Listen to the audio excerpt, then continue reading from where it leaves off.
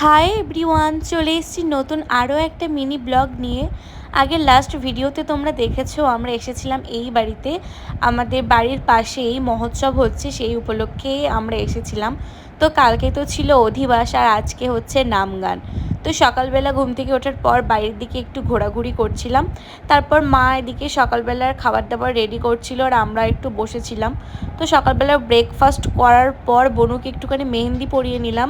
তারপর স্নান টান করে আমরা চলে এসেছিলাম যেখানে মহোৎসব হচ্ছে সেখানে। আমাদের বাড়ি থেকে একদমই পায়ে হেঁটে 1-2 মিনিট মতো লাগে। তো এসে একটুখানি আইসক্রিম খাচ্ছিলাম, দুপুরবেলা প্রচণ্ড ভিড় হয়েছিল।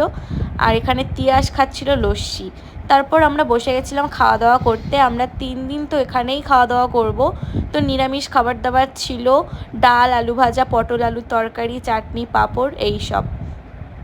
তো তারপর বেশ কিছুক্ষণ হরিনাম শুনে চলে এসেছিলাম বাড়িতে। তো বাই।